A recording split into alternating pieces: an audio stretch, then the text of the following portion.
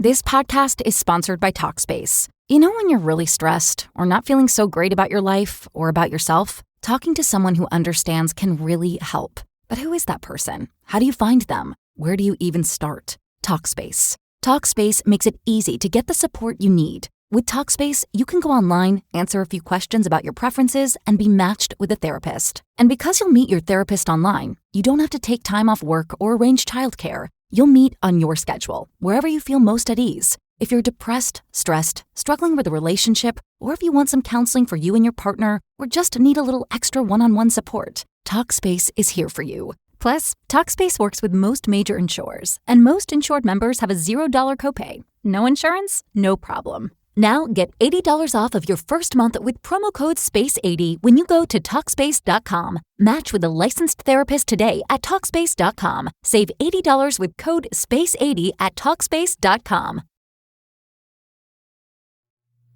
Welcome to Paratruth.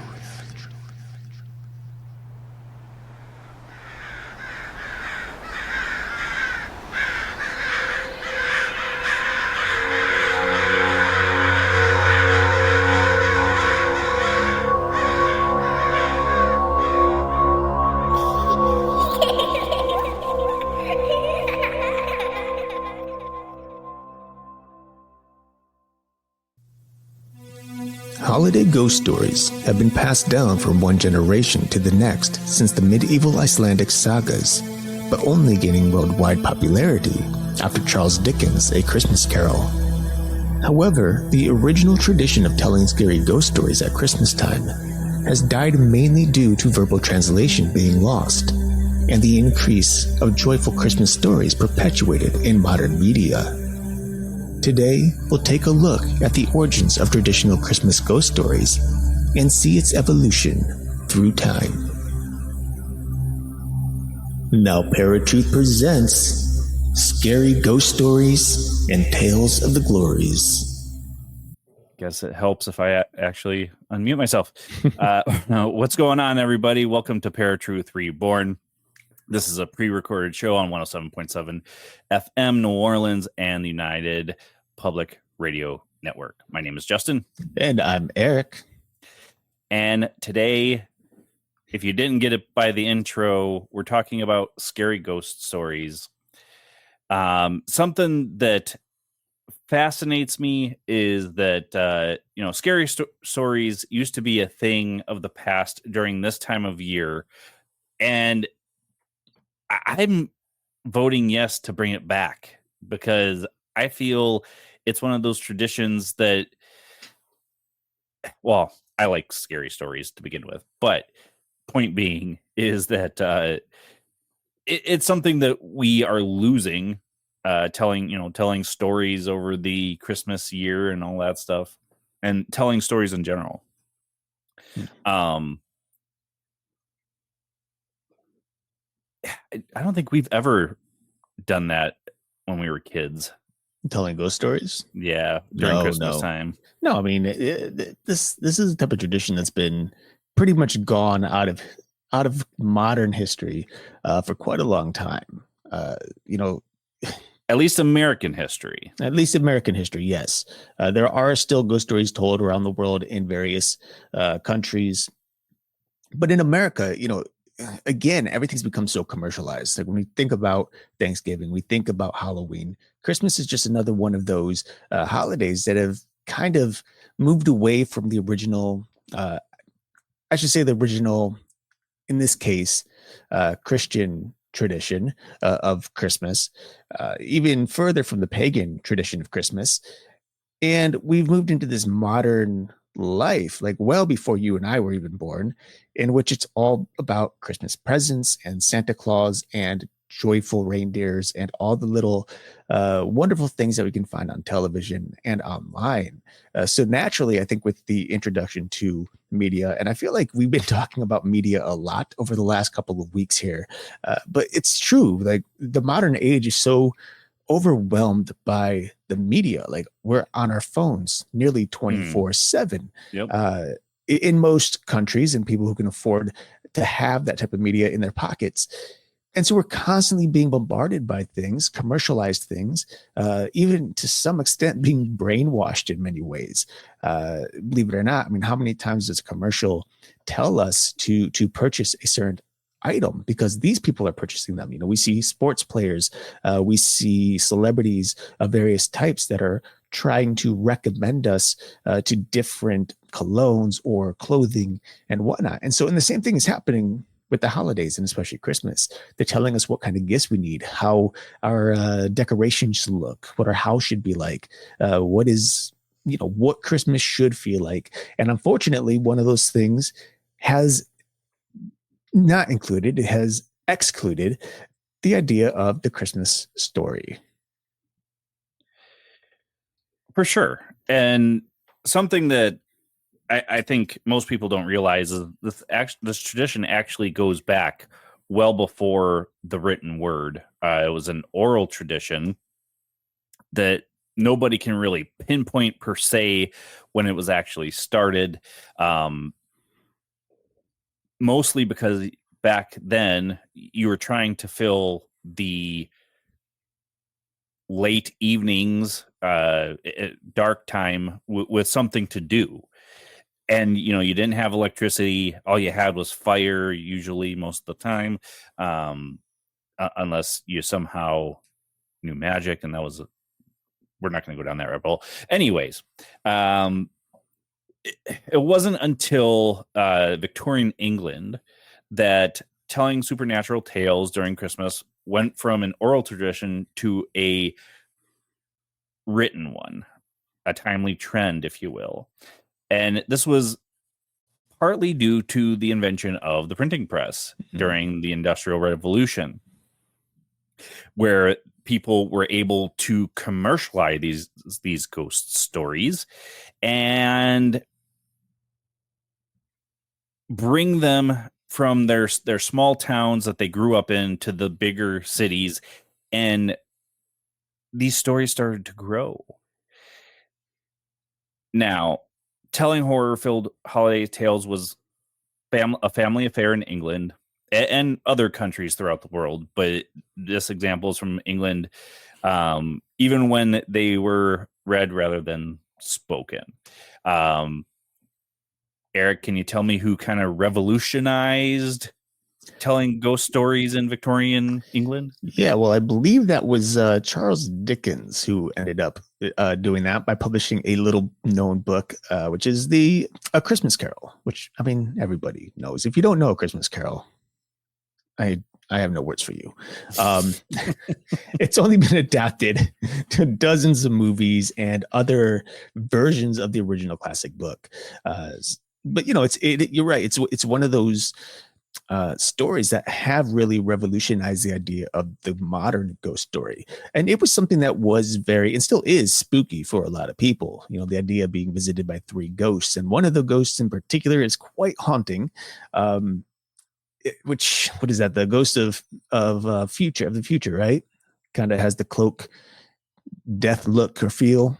Yeah. Yep. You know, but even then, like, the story of A Christmas Carol is vastly different from what we understand the original Christmas scary stories to be, that were verbalized and shared by word rather than by written word. But nonetheless, like, this gives you a great opportunity to witness the idea of what some of those early stories might have been like. And unfortunately, yeah, I don't know that you can really find a lot of those stories now. I mean, there are some that predate A Christmas Carol, of course. However, it's one of those things that is lost to time because they weren't written at that time. You know, Dickens played a huge part in popularizing the genre in England, without question. Dickens also helped shape Christmas literature by formalizing expectations about the themes like forgiveness and reunion during the holiday season. And who doesn't like to have that as a part of their lives year round, not just during the Christmas season? I feel we should all be forgiving and trying to have reunions throughout the entire year, not just during Christmas time. But this is the time of the year to do it. And surrounding the hearth and hearing these stories brought people together. And it's unfortunate that we've lost this, especially in the Americas, US, because it's one of those things that I feel would bring people together. I mean, it's definitely one of those things that would bring people together, or at least get us away from the TV and the commercialized stuff, and allow us to kind of enjoy the season the way it originally was intended from the very beginning, even before the Christian holiday, and even prior to the early pagan holidays of Christmas. These are stories that were literally told around a campfire.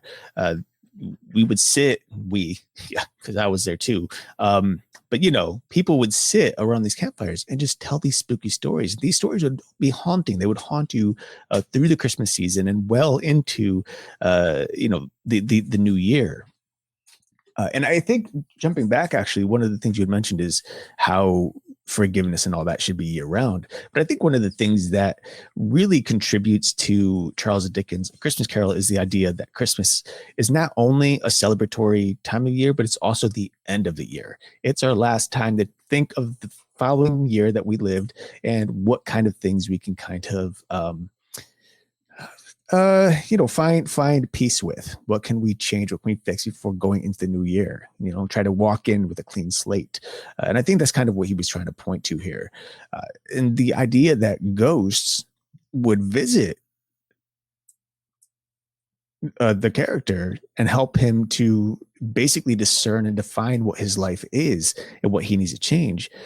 It kind of reminds me of just our natural world, like what many of us, or some of us at least, happen to know, which is there's this veil between the human life and that of the afterlife. And there are spirits out there trying to guide us, guiding spirits, God, angels, various, depending on your faith, whatever spirits you might be related to or working with. People are trying to help and encourage us in many cases to better ourselves. Now, that's not to say there's not spirits out there trying to do the opposite, because there very certainly are. But nonetheless, this particular story, A Christmas Carol, kind of helps define that relationship between what it's meant to be a human being and live life to the fullest, versus just not caring and forgetting about the world and the people and the animals around you. Okay, I'm going to get on a soapbox for 2 seconds. I promise It won't be long. You brought up Hollywood. Did you see that they're bringing out a real or a remake of How to Train Your Dragon, but a human version of it? Oh yeah, I watched the trailer the other day, and it looks like it's going to be today shot for shot thing. It's funny because there's actually people that I know who've been complaining because they're showing it that it's a shot for shot remake from the original animation, which is something that I've always wanted. Like the last few years, Disney especially has made these remakes, and they change the original story. They make it modernized. They make it, they change the scenes and this and that. But How to Train Your Dragon isn't even Disney. No, it's Pixar. No. Okay. Or no, is it DreamWorks? DreamWorks, yeah. I don't know. There's plenty of people, and I agree. Like, I think they're just trying to gouge people's pockets. They just want to make money. They're doing more and more remakes and instead of original content. It's because they're too scared. They don't know if original content's going to flop or not. And it's no longer about entertaining the world. It's about putting money in their pockets. So of course they're going to do a remake of one of the most popular animated movies of all time. Then they're going to do it. Same thing with Moana. Moana's getting filmed right now. My friend is working on it. So they're doing a live action Moana. They're doing if I'm not mistaken, they're doing a live action. What's the one with I can't think of the name. The one with the Elsa and Anna. Frozen. Frozen, yes.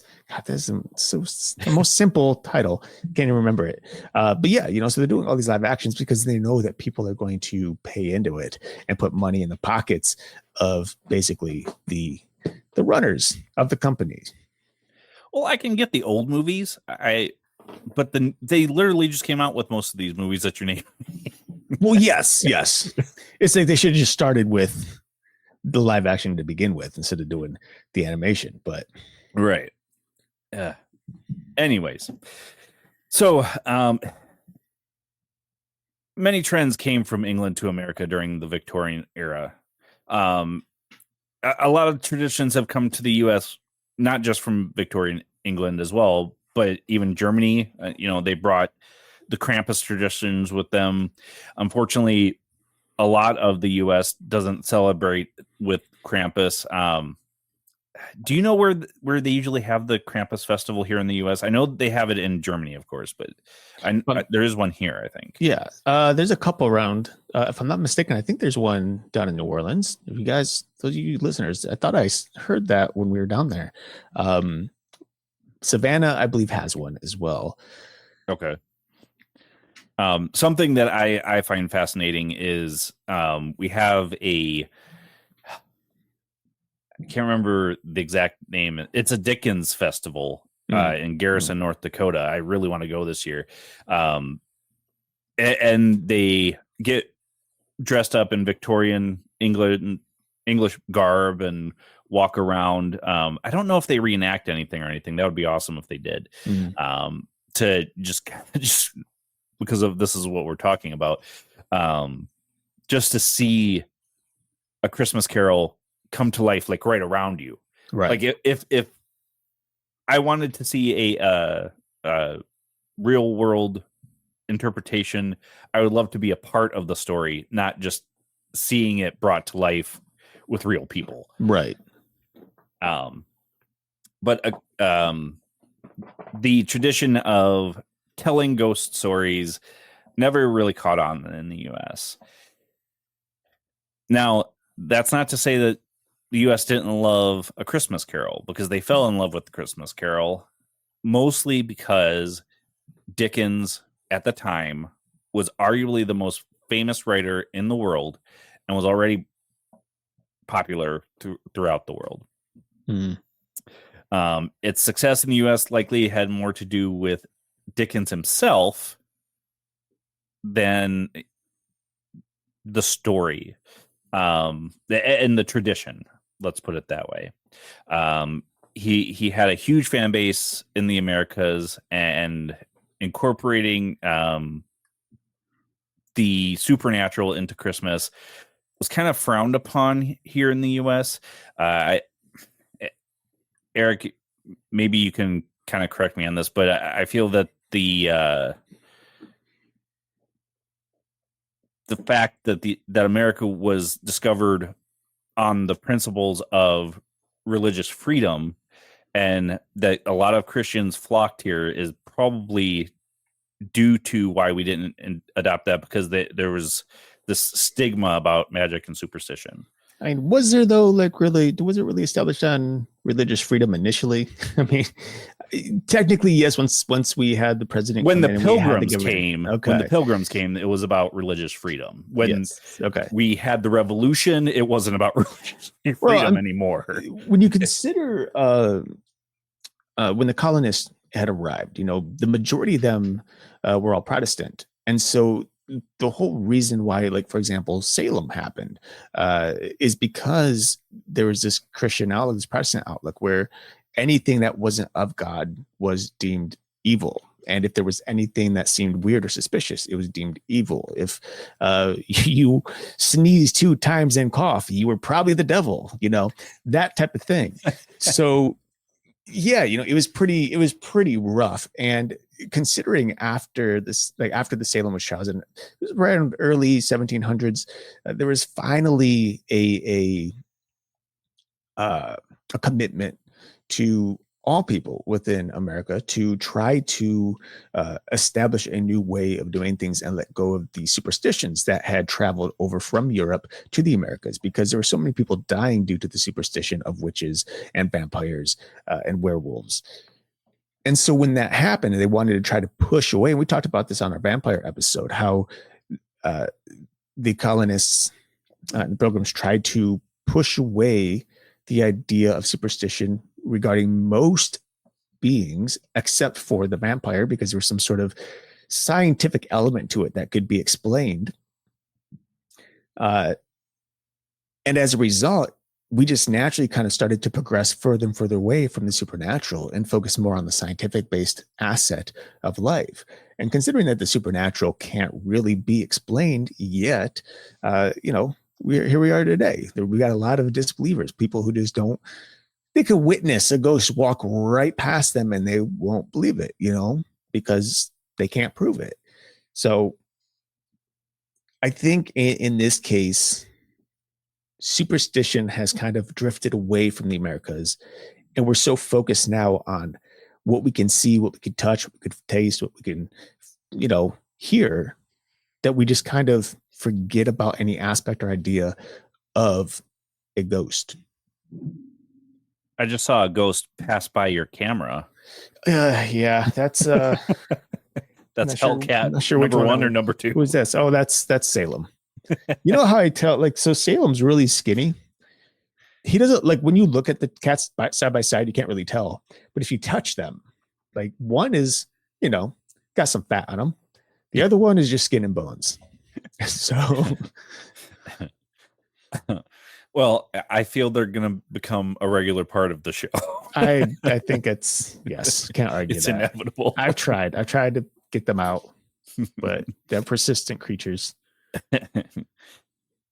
So we're going to go over some stories that are from not ancient times, but a little more recent in Victorian England. And then we'll touch base about where you can find these stories as a collection as well. Because I found, of course, late that there is a book out there that's got these all collected in there. And I decided to put a little presentation together for you all. So the first story is called The Old Nurse's Story by Elizabeth Gaskell.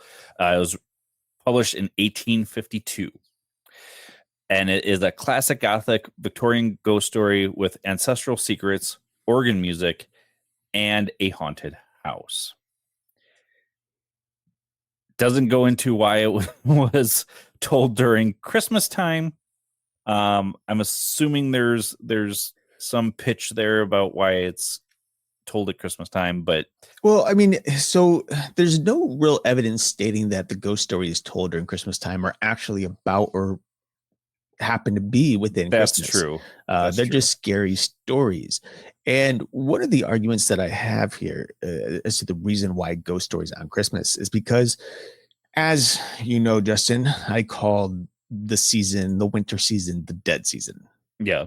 Just the dead season. And what's the most common thing we know that happens to be dead? People, right?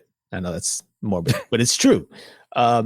So naturally you would talk about ghosts in these creepy environments. I mean, if you've ever sat outside, for those of you who live down south of where any snow could be. So if you're in the US and you're living in Florida, you probably don't see snow very often, if at all. And if you've never left Florida, you should, just for the fact that you're in Florida. But, when you have a fresh snowfall, and we're talking about anywhere from a half inch to an inch of fall, and then you step outside at night, everything's kind of lit up and glowing, much like this specter that would be standing in front of you if one was standing in front of you. But then there's just dead silence, because every single sound that happens, whether in the trees or someone's house or whatever, it gets absorbed by the snow. So you have this eerie, dead silent, glowing like atmosphere around you. And it's the perfect setup for a ghost story. And I think that's one of the many reasons why people would tell ghost stories, especially if you consider back in ancient times, sitting around a bonfire and it's snow on the ground, the full moon is out, the cloud, if you're in the northern hemisphere, it's probably really cloudy, just gray skies and dark. And it's like just the perfect place and atmosphere to be sharing these kind of things. And again, like, we called them Christmas ghost stories, whether or not they were actually told on Christmas Day. I know that was one aspect of the ghost stories. They were told, especially in Europe, on Christmas Day, but they also happen around Christmas as well. If I'm not mistaken, isn't that what Samhain was kind of all about? It was a celebration of the death of the old to bring the new. Yeah, more or less. Are we talking about? Are we actually talking about Samhain? Or are we talking about like the show, like the? You said Samhain, so I'm like, wait, are we talking about the actual? That's how the English people pronounce it, Samhain. Got it. Samhain, yeah. The tradition of Samhain, I believe, was to celebrate basically wintertime coming. Right. And it's interesting that, again, as modernized people, we hate the winter because you're stuck inside. You don't get light a lot of times, sunlight specifically. And it's just a dreary time, where in the old days we used to celebrate it. All right, next one. And I didn't include A Christmas Carol in this list because we've already discussed it. Get my next slide up. Okay, so the next one is Bring Me a Light by Jane Margaret Hooper. It was published in 1861. The majority of these are novellas or short stories. Now, everybody knows Snow White's stepmother, but that woman had nothing on the vengeful Lady Henrietta. This story details how her evil deeds poisoned her family, her home, for generations. The next one is the Ghost's Summons. It's really hard to say. By Ada Buisson. I probably butchered that. It was published in 1868, and it's about a doctor who's hired to witness a man's final hours.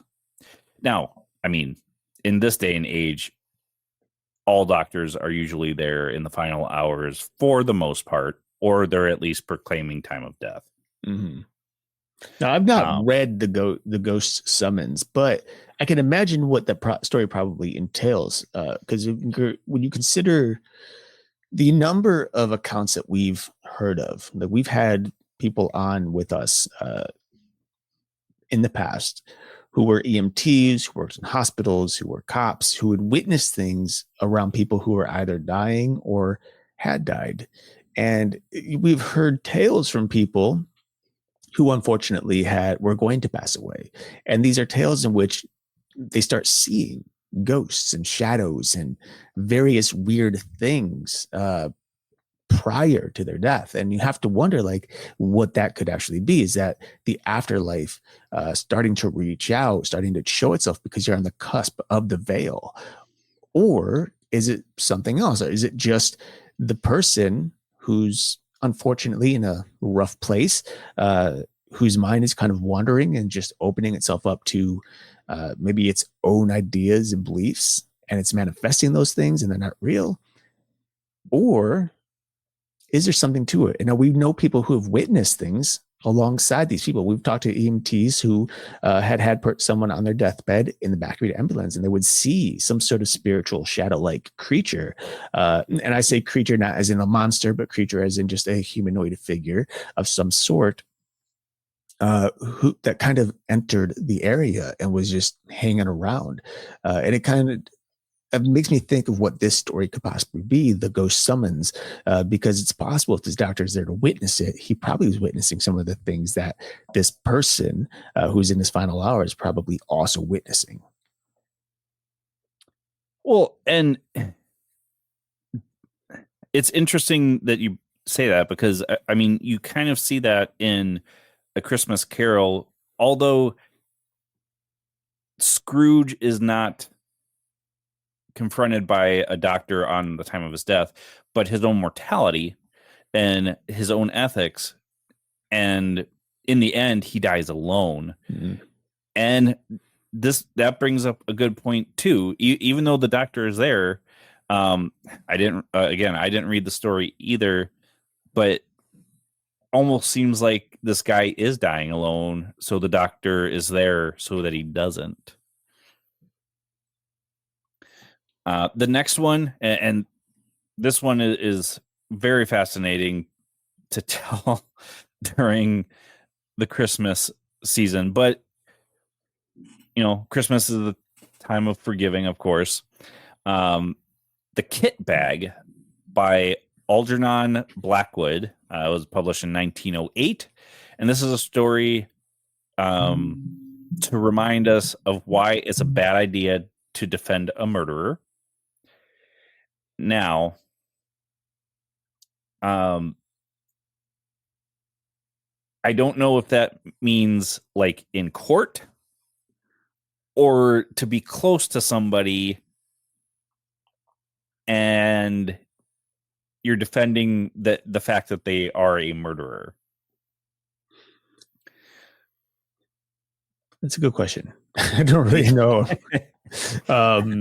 But I will tell you one. I wish we would have had more time to read these stories. I've never heard of any of them, so it fascinates me that A Christmas Carol, which I get, it's based during the Christmas season, so that's why it's popular. But I wish that these would have been more popular to read, even when we were growing up for like English class. Oh yeah, I mean, unfortunately, you know, English class. There's so many stories that I had to read that were really good. Of course, you know, Catcher in the Rye and The Old Man and the Sea is one of my favorites. Probably my number one favorite book that I still look for online every once in a while and just haven't bothered to buy it. Is Chocolate Fever. I know this is a rabbit trail, but I have to share it because I love this book so much. It's basically about a kid who all he does is eat chocolate 24/7. And so it's like this whole thing about his life and what's happening to him basically inside out, because he eats chocolate chips, chocolate pretzels, chocolate cookies, chocolate milk, chocolate cake. And like, it's my favorite book because all I could think about is eating chocolate. And it's like, dude. Wait, is this an origin story for Willy Wonka? I don't know. No, but it should be.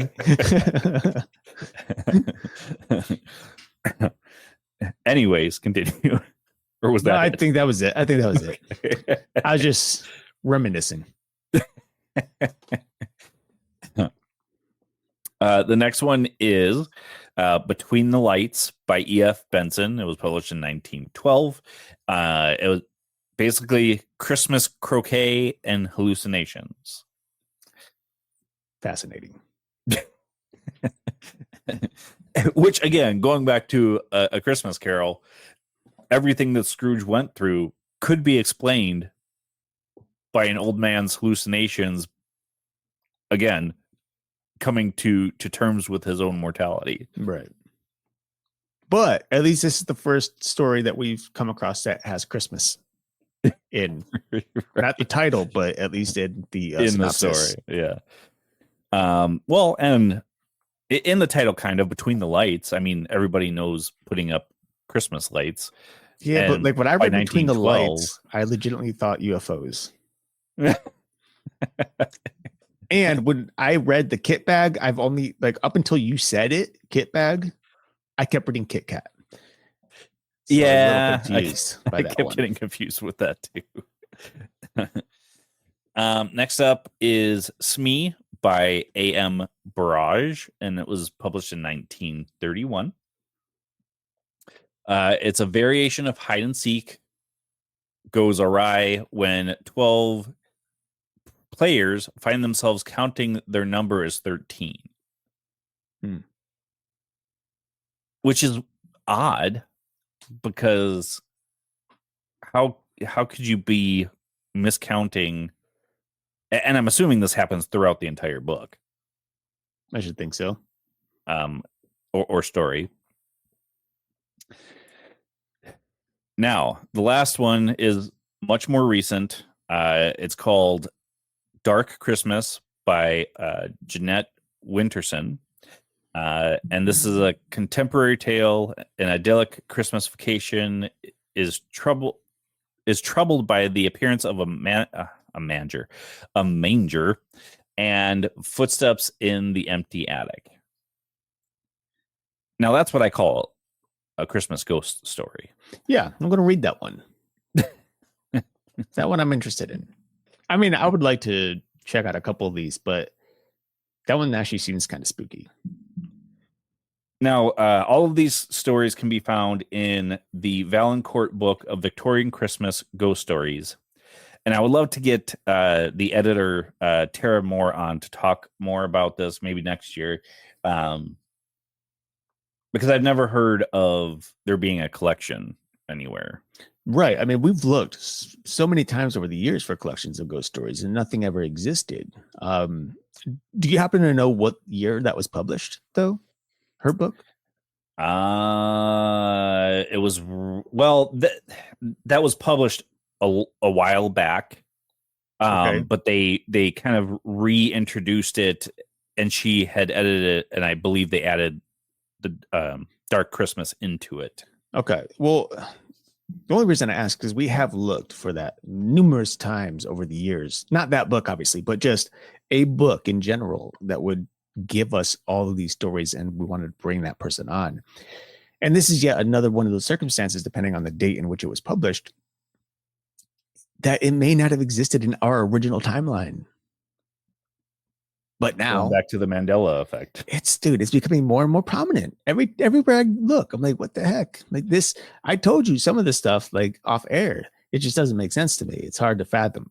But like how many times? I mean, literally over 15 years that we've looked for something and only could come up with like the rawest, most bare information on ghost stories. And now all of a sudden there's a book, which was published years ago, apparently.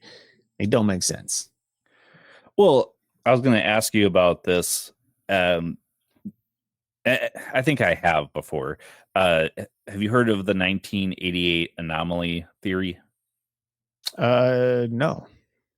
That the world went through a catastrophic event in 1988, and we were that was basically going to wipe out humanity. And I don't know all the details, but basically we're just now catching up on to everything, because we're seeing these Mandela effects, because we're either in a simulation, or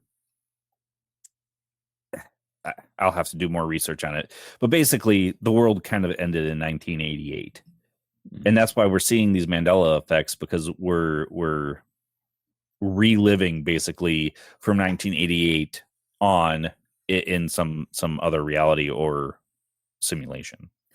Yeah, see, I don't know. There's so many theories about the whole idea of parallel universes and timelines and Earths and et cetera, that it can't all be correct, right?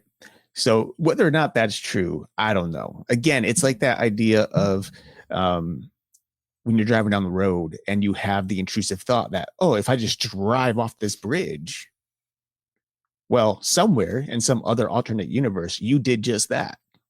You had the thought, but one version of you also did it and then committed to it. But then there's this belief that when that other person happens to die in that parallel universe, it smashes into a new Earth opposite, right? Parallel to it. And it's kind of confusing, because like if the Earths start to merge and you start to merge with other versions of yourself, then eventually like there's a limit. Like we're not infinite. We can't be if you're just constantly merging into yourself for every time something gets screwed up. It's concerning the Mandela effect. That was one of the stories that I forget who would share. It might have been a TikTok or something that you sent me. I think it was actually where when someone dies, they are snapped into their spirit, snapped into a parallel universe or parallel timeline where they merge with themselves in that timeline. Oh, I've seen several videos, so I probably did. Okay. Yeah. Along with a number of other people. And that's why there's like this mass belief that like, oh, well, it wasn't the Bernstein Bears, it was the Bernstein Bears or the, whatever. But it doesn't make sense either, because that means there's some sort of control as to when a certain number of people die, they all go to the same parallel timeline. But that would mean that those individuals that have to die at the same time, every single time that they would die, in order to keep shifting into the same parallel timelines. They can't be sporadic. They can't be just random. Say that last part one more time. My brain got confused. So basically what this person was saying is that when you die, your spirit or whatever shifts into a parallel timeline. Okay. And then you witness the Mandela effect. But then there's also a pretty decent sized number of other people who witness the Mandela effect. That same Mandela effect in that same timeline as you. But then that's to argue that those people would have had to die at the same time as you and all shifted to the same timeline as you. But if there's infinite timelines, then it should be random as to what timeline that person ends up in, unless there's some sort of order to it. Say there's 10 people who all died at the same time. They go into a parallel timeline, they witness the Mandela effect, and then 3 of them die, go to a different timeline, and then the rest die and go to that same timeline at some other, some distant future, and then suddenly they're all in the same place again. Exactly. It's messed up. I don't know. I think you're really overthinking this. I mean, yes. So out of all those story descriptions, would you read all of those stories, do you think? Yeah. I mean, especially if the novellas, I love novellas. I get so bored real quick with like long novels. So anything that's like a short story or novella that I could read in an hour or two. Absolutely. And they all seem pretty interesting. You're a pretty quick reader then, because it'd take more than an hour for me, even for a novella. Really? Yeah. Wow.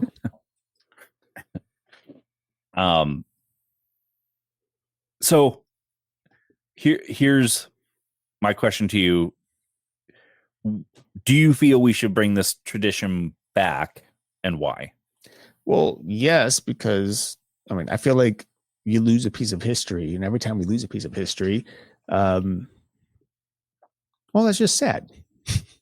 For lack of a better word. I mean, it's true. It's just sad. Like there's a lot of really cool things that used to be common, within history, and they've all been lost because people want to move on from, in this case, an oral tradition of telling ghost stories, and where there's family and friends all gathered together, to let's sit in front of the TV and watch a Christmas story for the 982nd time. Hey, don't you badmouth the Christmas. Hey, I'm just saying. I mean, I do it too. I'm going to do it again this Christmas Eve. I'm just saying.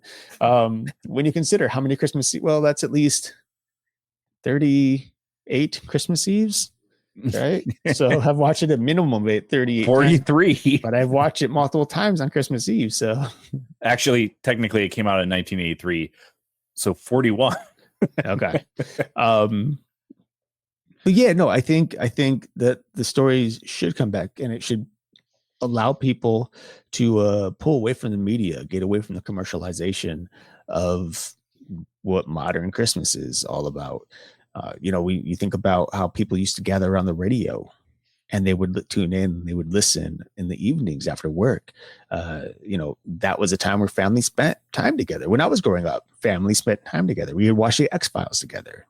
We talk about it and stuff. That doesn't happen anymore. Now we're all in separate rooms. I mean, in this case, separate houses nowadays, obviously, we're older, but we rarely talk about the same things or even watch the same things. Like, there's a couple of things, my sister and I watch that we could talk about here and there, but for the most part, it's just as we grow older, we kind of distance ourselves and drift away from the original tradition of the family gathering. And even more so nowadays, because kids are just sitting on their phones or playing video games. Statistically speaking, kids these days are way less healthy than they were when you and I were growing up, because they're sitting on their couch day after day playing video games while you and I were outside running around, playing tag, German Spotlight, things like that. Yeah. So yeah, I think bringing the ghost story scary ghost stories back to Christmas time would be a great benefit in, one, just building families and relationships again, and two, it'll help to re-nourish the tradition, the original tradition, remind people of what life was like prior to the television and the phones and the distance. I'll add to that with we're losing the arts in our society now. Writing, music, visual arts. A lot of people are doing graphic art, which is fine, great. But we're losing a lot of that now. And if for some reason an EMP hit today, people, I feel, would lose their mind. Oh yeah. 100%. Not go back to old traditions. It would just literally start killing each other and looting and everything else. Oh yeah, there'd be riots and fires on,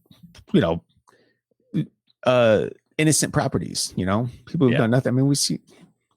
That's political. We're not to get one there. We don't do that here. I do have to say though that Hollywood has started doing this in a sense, because how many years has it been since the Krampus movie came out? It came out in 2015, 2016. Has it been that long already? Yeah, I was in college. Okay. And then last year or the year before, they came out with I think it's called A Bad Christmas. Basically, Santa Claus goes on a rampage to save this. Oh yeah. That's a great movie. I've yet to watch that or Krampus movie. You haven't watched Krampus yet? Mm-mm. I'm disbanding. We're done with Paratruth. The show's ending. For those of you that don't know, he threatens us on a daily basis when we're doing the show. One day I'm going to hold to it. Okay. Yeah. We tried to leave, and how long did it take us before we came back? I mean, this time of year. That's pretty decent for us. Well, before that, it was a couple of years, because That's true. I disbanded my show, and it was a couple of years after that. But yeah, I would love to see this come back. If nothing else, is as to bring families together again. Whether you're doing it around a fire, if you're just doing it as a tradition at home, whatever the case may be, I seriously feel this should come back, just because that's what the point was. It was to bring the family close, physically close together, as well as enjoying something that brought I don't know if it brought joy to them. It would bring joy to me. It brought fear, probably. and maybe that was part of the point too, because I didn't see anything in researching this that it said, it was to teach a lesson, right? But it's a very good point. Well, so these are the reasons that you and I both think we should bring the scary story back to Christmas. But how about a reason or two as to why we shouldn't bring scary stories back? scarring little ones. Oh, yeah, I suppose that could be one. I didn't even think about that. But yeah, I suppose that's one of them. Think of your nieces telling them a really scary story. I'm trying, dude. Like, I want them to see scary stuff. Actually, I take that back. Addie might enjoy it. I don't know about the other. That's fair. Addie might enjoy That's fair. I think the one thing is, even if the tradition came back, the internet still exists, media still exists, and I can only imagine around Christmas time the amount of stories that would be shared upon the web, and those stories become believed by such a mass amount of people that they would actually start to become realized and start to exist in our modern world, much like many of the entities that have existed after creepypasta posts or some other way in which monsters develop out of nothing. I just thought of a reason to bring it back. I know we're looking for none, but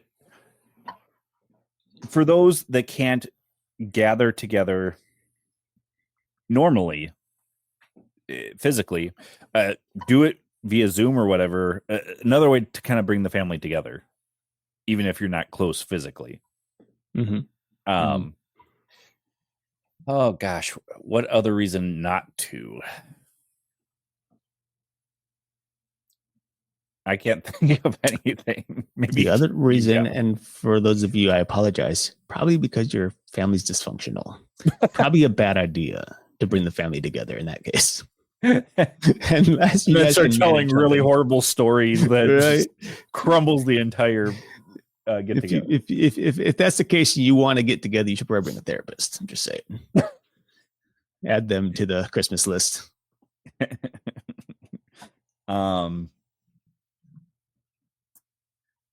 Yeah, I don't have anything else as far as not bringing why we shouldn't bring it back. You know, I really only had the mass hysteria one. So that's a very valid point, though. I mean, pretty much a lot of the things we talk about, can be attributed to mass hysteria in a sense, but I think that's a cop out too. I think, yeah, it could be. Here's the thing that I noticed though, in regards to mass hysteria or just mass, what's the word I'm looking for? Can't think of the word, but basically creating something out of nothing because a group of people believe in it. And one thing that I noticed is that the majority of things that seem to come from nothing or come from stories all happen to be dark entities, scary things. How many people, or children at least, believe in Santa Claus? And I've never once seen a story about Santa Claus actually flying and being, having photos and videos and all this taken of it. But then we have the Slender Man, and we have all those things and more. Like it's like there are entities out there that are waiting, they're listening, trying to find a way to bring fear to people, because fear is one of those things that keep you away from acknowledging God, acknowledging the good, and so when you're delving into these stories that are scary and enough people start to believe in it, well, now whatever entity's out there lurking has a manifestation power to create it, to become it, and start to use that fear to pull you away from any chance of hope, and even drive you into doing some serious harm, such as in the Slender Man murders, or almost murders, I'll say. And I think that's something that's just really intriguing, because there are plenty of good stories that people believe in. Santa Claus, Frosty the Snowman, Rudolph. I've never seen any of those three. I'm just saying. It's weird. Krampus, though. Krampus hasn't shown up yet, and that's surprising. Yeah. That we know of. Maybe it's just not being reported. Maybe. I want to meet Krampus. You really need to get your movie script completely done. I know. Oh, it's done, and I've submitted it here. Okay, yeah, okay. It's done. It's done. Okay. I couldn't remember if the last time we had talked about it, if you had finished it. No, it's done. Because that would be a good one for a scary story to come out during Christmas. Okay. Anything that we missed or that you thought of after the fact? No, I don't think so. It's just, I always say that. I always say, no, I don't think so. And then I continue talking. I should just say, yes. Yes, I do have something to say. That would make more sense. But I think it's important to bring back the tradition of telling ghost stories. And even if you're not telling them, at least reading some of them around Christmas time. And discussing them later. Take a look at some of the stories take a look at some of the stories that Justin had shared here on the podcast. There will be a link as well, I'm sure, for those of you listening online that you can click on and find the books or whatever. Take a time to read that. Do yourself a favor and just see what some of these early writings were, and try to imagine yourself in that position. Think of yourself in the 1800s. What was it like to read this particular story? Think of yourself further back, ancient times, sitting around a fire or something. What was it like to read that story while it's snowing outside? And I think what's cool about that is it kind of enlightens you, all of us, to some bit. It connects you with a piece of history that otherwise you don't know and can't experience and have never lived.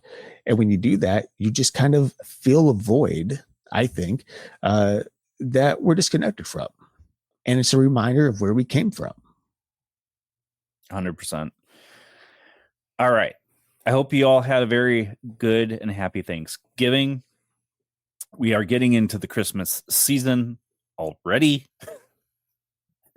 But we've got some really cool guests coming up. Next week, we're going to be having on Siddharth Ramakrishnan, who wrote Neuroscience of Tarot. And the week after that, we're going to be having on Tim Reborn, Scary Book of Christmas Lore, which Eric and I have done multiple episodes about different creatures that are linked to Christmas. Mm-hmm. So this will be fascinating to actually talk to somebody who's got a book out about it. Who's actually an expert at the things that we talk about. Right. For Christmas.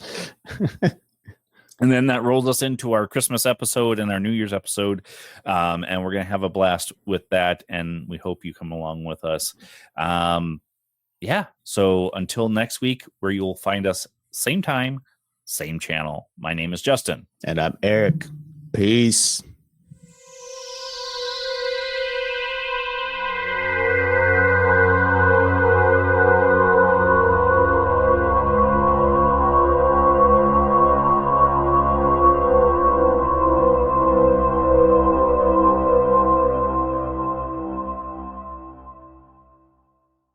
This podcast is sponsored by Talkspace. When you're really stressed or not feeling so great about your life or about yourself, talking to someone who understands can really help. But who is that person? How do you find them? Where do you even start? Talkspace. Talkspace makes it easy to get the support you need. With Talkspace, you can go online, answer a few questions about your preferences, and be matched with a therapist. And because you'll meet your therapist online, you don't have to take time off work or arrange childcare. You'll meet on your schedule, wherever you feel most at ease. If you're depressed, stressed, struggling with a relationship, or if you want some counseling for you and your partner, or just need a little extra one-on-one support, Talkspace is here for you. Plus, Talkspace works with most major insurers, and most insured members have a $0 copay. No insurance? No problem. Now get $80 off of your first month with promo code SPACE80 when you go to Talkspace.com. Match with a licensed therapist today at Talkspace.com. Save $80 with code SPACE80 at Talkspace.com.